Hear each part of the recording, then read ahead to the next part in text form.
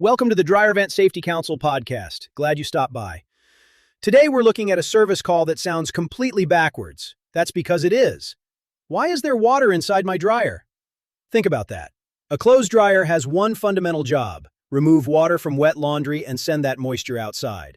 So when a homeowner opens the door and finds condensation in the drum, droplets on the door, or even a small puddle sitting at the bottom, something seems very wrong, especially when the dryer hasn't run in days. There's no leaking pipe, no obvious appliance failure, yet there's fresh water sitting inside the machine. At the Dryer Vent Safety Council, we refer to this as the dryer drum condensation phenomenon. And this is fundamentally a summertime issue. Hot, humid outdoor air finds its way into a cooler, air-conditioned home. That's why technicians in hot, humid regions are far more likely to run across this during the summer. Now, to understand what's happening, don't think of the dryer as an isolated appliance. Think about the whole pathway. The dryer and its exhaust connect the inside of the home with the outdoors. During normal operation, airflow moves in one direction, through the dryer and outside. Then the dryer shuts off. But that pathway is still there. That's why the exterior termination has a backdraft damper. Think of it as a check valve. Dryer airflow pushes the damper open. When the dryer stops, it's supposed to close and help prevent outdoor air from traveling backward through the dryer vent. When it doesn't seal, backdrafting can occur. And here's where the home's HVAC system can enter the picture. A typical residential HVAC system is primarily recirculating indoor air, but the house itself isn't perfectly sealed, and pressure differences can develop as HVAC equipment and exhaust appliances operate. And the house is going to take that air through whatever pathways are available. Maybe that's leakage around windows and doors. Maybe it's a bathroom exhaust vent, another building penetration, or a dryer vent with a backdraft damper that isn't sealing. Air doesn't much care which pathway we'd prefer it to use. If there's an available path, it'll find it. And in this case, that dryer vent can become an unintended outdoor air pathway. Hot, humid air gets pulled backward through the dryer vent toward the appliance. So why does a backdraft damper fail to seal? Sometimes it's simple. Hardened lint, nesting material, or exterior debris can keep it from closing completely. Other times, the damper itself is the problem. Years of sunlight, weather, temperature changes, and hot dryer exhaust can take their toll. A damper can warp, bow, crack, bind, fall off, or simply stop seating properly. And that's deceptive. From the driveway? Looks fine. Get up close and actually inspect it? A small gap may be all that humid outdoor air needs. This also explains why cleaning the dryer vent doesn't necessarily solve the problem. Cleaning can remove lint and debris. It can't straighten a warped damper or repair a damaged termination. And sometimes that creates one heck of an awkward callback. You cleaned my vent and now I have water in my clothes dryer. Look, I understand why a homeowner connects those dots. One thing happened, then the other thing happened. The timing makes it look guilty, but that dog just don't hunt.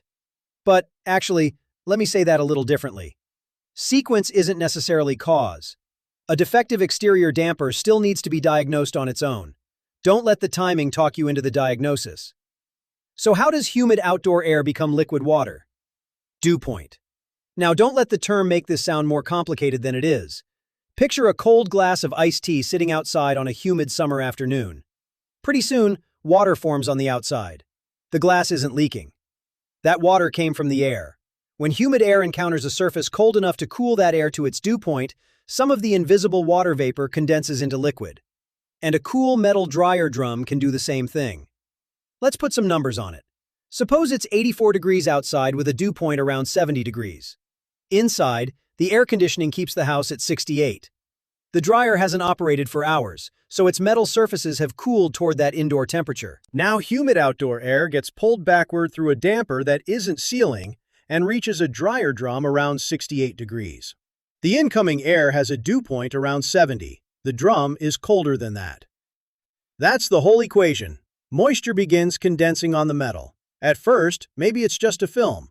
But give it enough humidity, enough time, and continuing reverse airflow, droplets form.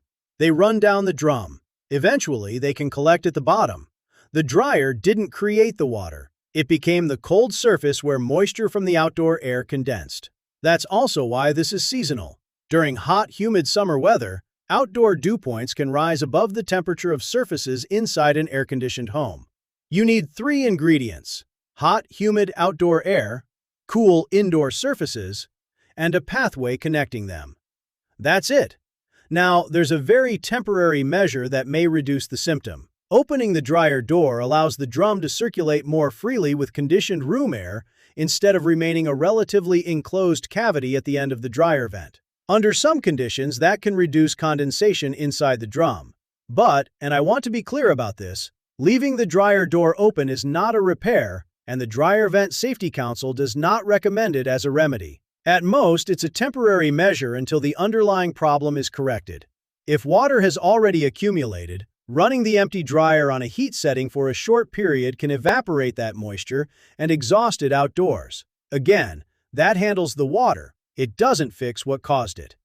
Now, here's a field trick I really like. Nathan Cox, owner of Nate's Dryer Vent Cleaning, a member of the DVSC Advisory Council and friend of the pod, uses a lightweight plastic grocery bag as a visual indicator. Disconnect the dryer from the permanent dryer vent and secure that lightweight bag over the dryer side opening.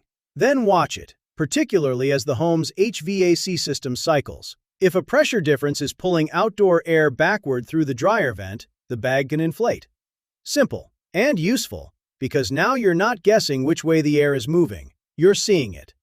And Nate has seen firsthand just how confusing the resulting water can become. Because the dryer drum isn't necessarily the only place that water can cause trouble. Once condensation forms, liquid water can remain in the dryer vent. In horizontal sections of permanent ductwork, it can settle at low points and collect over time. And if enough water accumulates, eventually it may escape through duct joints or seams. Nate tells the story of being called to a townhome complex in Cocoa, Florida, after a significant amount of water had leaked through the ceiling. Nobody knew where it was coming from. The initial suspects were exactly what you'd expect: roof, plumbing, maybe something involving the HVAC system. So the association president brought in professionals from all three trades. The ceiling drywall was opened. The usual suspects were investigated, and nothing.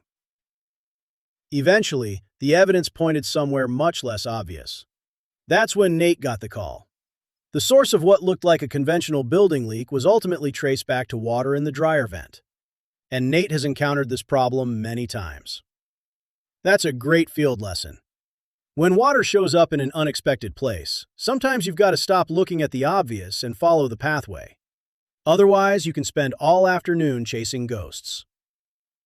For the phenomenon we're talking about today, the focus is humid outdoor air moving backward through a damper that isn't sealing, reaching the cool dryer and producing condensation. So when summertime drum condensation is suspected, start at the exterior termination. Does the damper move freely? Does it close completely? Is lint or debris preventing it from seating? Is it warped, cracked, damaged, or missing?